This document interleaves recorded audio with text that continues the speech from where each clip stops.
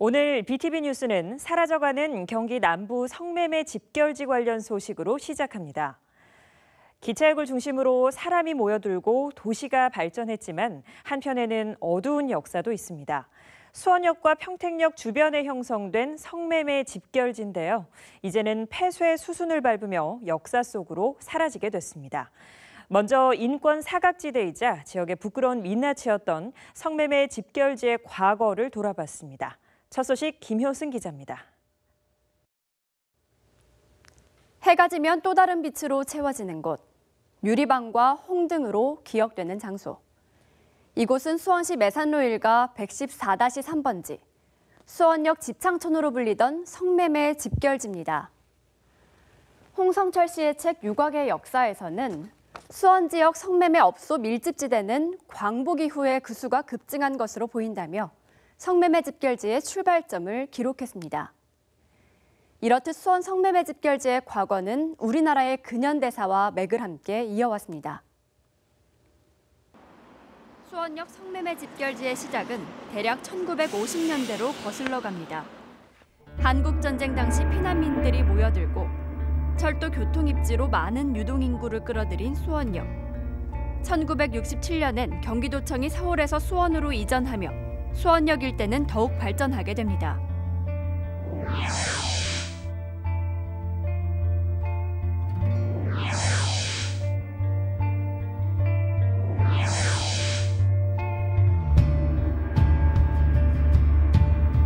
그 하숙집들을 중심으로 해서 성매매가 이제 60년대 되면 이루어지기 시작을 해요. 75년에서 6년 사이에 이제 그 성매매 집결지 바로 주변에 수원 터미널이 생겨요. 수원역 터미널이 생기는데 이 터미널이 생김으로써 사실은 성매매 집결지가 본격적으로 그 업소화한다고 할 수 있죠. 평택 성매매 집결지의 역사도 그 맥을 같이 하고 있습니다. 행정구역상 명칭 삼리를 따 이름 붙은 곳 평택 삼리. 한국전쟁 이후 평택역 뒤편에 형성되면서 1970에서 90년대 성황을 이뤘습니다. 수원과 평택 성매매 집결지는 기차역과 버스터미널을 오가는 사람들이 늘며 그 규모를 더해 점차 오늘날의 모습으로 발전해 왔습니다.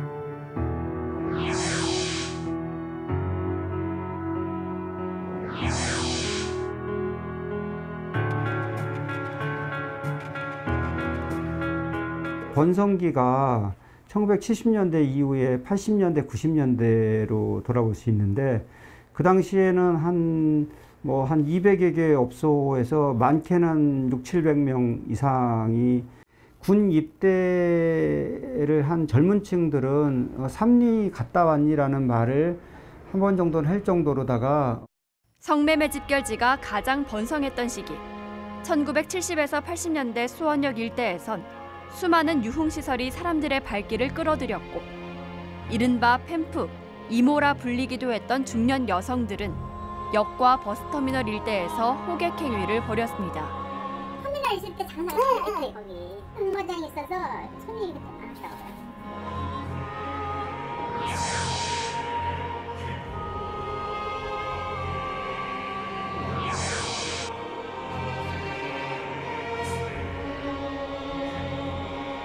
성매매 집결지는 지역의 우범지대라는 인식 한편으론 아픔도 서려 있는 공간이었습니다.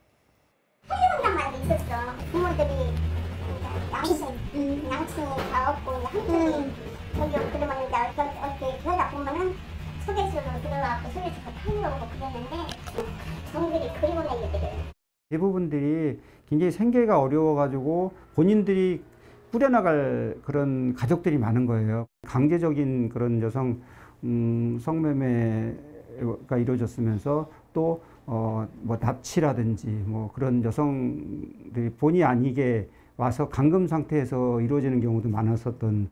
시대의 흐름 속에 점차 성매매 집결지는 쇠퇴기를 맞게 됩니다. 1990년대 후반부터 성매매 업소 여성들이 하나둘 떠나가고 2003년 성매매 특별법 시행 이후에는 사양길로 접어들었습니다. 용산과 청량리 등의 성매매 업소가 완전히 사라진 뒤 수원과 평택의 성매매 집결지는 역을 오가는 외국인들로 그나마 영업을 이어왔습니다. 한국인 수요들은 사라지기 시작을 하는데 그렇게 되면서 수원역은 그래도 어쨌든 명맥을 유지하는 과정이었던 거예요. 돈을 나누는 방식이라던가 영업 방식 이런 게 변화하기 시작을 해요. 성매매 방지법 이후에. 한국전쟁 후 도시의 발전과 함께 성장해왔던 수원역과 평택역 일대 성매매 집결지. 하지만 성매매 집결지 폐쇄는 지역의 오랜 수건 사업이기도 합니다. 2021년 올해 이제 역사의 뒤안길로 떠나갈 준비를 하고 있습니다. 수원과 평택 성매매 집결지의 현재 모습을 이어서 주하영 기자가 살펴봅니다. 공사가 한창 진행 중인 이곳은 수원역 부근에 있는 성매매 집결지입니다. 지난 5월 말 자진 폐쇄를 결정한 뒤 모두 문을 닫고 보시는 것처럼 재건축이 한창 진행 중에 있습니다. 한때 110여 곳의 업소가 자리했던 성매매 집결지의 분위기가 달라진 건 도로공사가 시작되면서부터입니다. 2년 전 수원시가 이 일대 소방도로 개설을 추진하면서 본격적인 폐쇄 논의에 불이 붙었습니다. 여기에 코로나19로 매출이 뚝 떨어진 데다 경찰이 단속에 박차를 가하자 업주와 종업원, 건물주 모임인 은하수마을은 자진 폐쇄 결정을 내렸습니다. 업소 주인들이 자발적으로 자진 폐쇄를 일제히 한 것은 전국 최초의 사례라고 합니다. 그동안 이 일을 위해서 함께 힘을 모아주신 경찰이나 또 시민사회 여러분들께 정말 감사를 드립니다. 60여 년 만에 역사 속으로 완전히 사라지는 수원역 성매매 집결지. 도심 속 흉물로 지역의 오랜 과제였습니다. 밤이면 또 무섭고 이쪽으로 잘 안 다녔죠. 안심 기갓길도 또 생기고 또 이러면서 집장돈도 사라지고 이러다 보면 정말 주민들이 활기차게 지낼 수 있을 것 같습니다. 떠난 자리에는 역사를 담은 문화예술 공간이 조성되고 민간 개발을 통한 상업시설 등이 들어서게 됩니다. 수원시는 이를 통해 수원역 일대 상권을 더욱 활성화한다는 계획입니다. 문화예술 커뮤니티 센터 같은 것들을 만들어서 지난 역사도 기억하고 또 수원의 관문인 이곳을 찾는 시민들께 관광과 수원의 문화 자원들을 잘 알릴 수 있는 그런 거점으로서의 상업지역 개발 이렇게 계획하고 있습니다. 20년간 보상 문제로 번번이 무산됐던 평택의 성매매 집결지 삼리도 폐쇄 수순을 밟고 있습니다. 지난 5월 평택시는 경찰서, 소방서 등과 함께 삼리 폐쇄를 위한 협의체를 구성하고 건축 소방법 위반과 성매매 알선 행위 등에 대한 집중 단속을 이어왔습니다. 또한 삼리를 포함한 2030 도시 주거환경 정비 기본계획을 고시하고 민간 개발 사업을 추진하고 있습니다. 성매매 집결지를 폐쇄한 뒤 이 일대 3만 3천여 제곱미터에 민간 자본을 유치해 재개발을 하겠다는 게 시의 구상입니다. 민간에서 활발히 사업 준비를 하고 있어서 금년 내에 사업 제안이 들어온다 그러면은 행정적인 지원을 해서 그쪽을 정비가 좀 빨리 될 수 있도록 할 계획에 있습니다.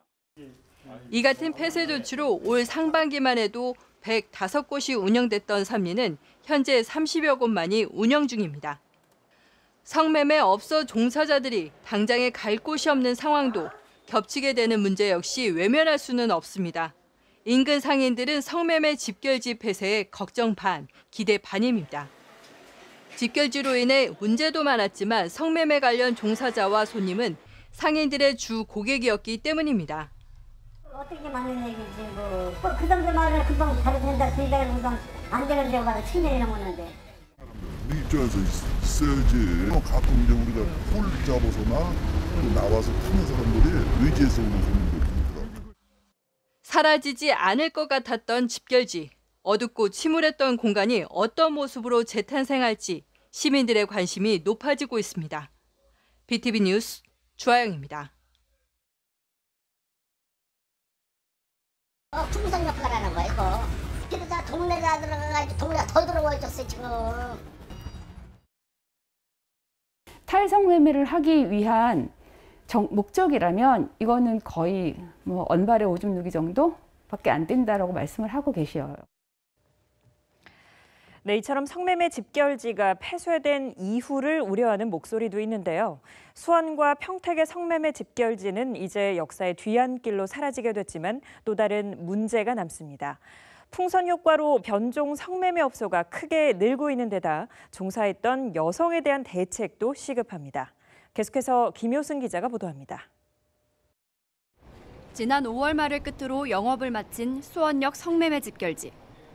모든 업소가 문을 닫았지만 정작 업주를 비롯한 관계자들은 성매매가 끝난 게 아니라고 말합니다. 정보를 내가 들었다고 정보를 뭐라 해야 되나? 오피로 들어가 삐끼를 되는 거야. 삐끼라 그러면은 안내하지 뭐 이렇게 연결해주는 거? 손님을 집가에 가는 손님을 해가지고 아저씨 놀다 가라고 이래가지고 손으로 들어가는 데는 얘기야. 풍선 역할하는 거야 이거. 그러다 동네가 들어가가지고 동네가 더 들어와있었어 지금. 주택가 다 들어가고 있어. 성매매 집결지가 폐쇄되면서 오피스텔이나 카페 같은 오히려 일상적이고 더 가까운 장소에서 성매매가 계속될 거란 우려가 나옵니다. 성매매 특별법 때문에고 이거 단순한다고 해갖고 오히려 깊숙이 들어가면 더 못 찾아요. 이렇게 노래방 같은 데서 저기가 같은 데는 잘 들고 있잖아. 안 한다는 거지. 기존의 성매매 집결지 종사자들이 또 다른 성매매 업소로 이동하는 사례도 이어지고 있습니다. 거기는 먹자요. 출퇴근 하는 사람도 있어요. 그러니까 수원역 성매매 집결지에서 계시던 분들이 지금 현재 있는 그 평택이나 파주 쪽으로 가시는 분들도 더러 있다고는 들었어요. 이렇게 성매매가 음성화하고 풍선 효과가 이어지면서 지자체에서는 종사자들에 대한 탈성매매 노력을 이어가고 있습니다. 개별적으로 상무관과 면담을 다 한 몇 대 했어요. 저희 이제 현장 상담소하고 우리 이제 부서에서는 이분들이 좀 자립할 수 있도록 지금 현재 원하는 바가 뭔지 조금 더 좀 모니터링 해가지고 재개해서 다시 일어설 수 있는 그런 발판을 마련해 나가도록. 수원시가 파악하고 있는 집결지 종사자 80여 명 가운데 60명 정도가 현재 탈성매매 지원을 받고 있는 상황. 하지만 현행 조례에 따른 지원이 1년까지만 가능하다 보니 현실성이 떨어진다는 지적입니다. 그 안에서 지낸 시간이 너무 길기 때문에 일상적인 사회생활을 하기가 좀 어렵다고 얘기를 하거든요. 당장의 은행 업무부터도 어렵고 1년이라는 그 기간이 이분들한테는 현실적으로 짧다라고 말씀을 하시고 탈성매매를 하기 위한 목적이라면 이거는 거의 뭐 언발의 오줌 누기 정도밖에 안 된다라고 말씀을 하고 계셔요. 오랜 노력 끝에 마침내 변화가 시작된 수원과 평택 성매매 집결지. 종사 여성들에 대한 지원 센터를 운영한다는데요. 사실은 이제 이게 1, 2년 해가지고 심리 치료라든지 뭐 직업 재활을 할 수 있게끔 직업을 알선해 주는 것만으로는 좀 부족하고요. 그런 부분들이 좀 중장기적으로 이루어져야 된다고 생각합니다. 집결지 폐쇄가 또 다른 풍선 효과로 이어지지 않도록 하기 위해 이제는 제도와 행정적 뒷받침이 이어져야 할 시점입니다. BTV 뉴스 김효수입니다.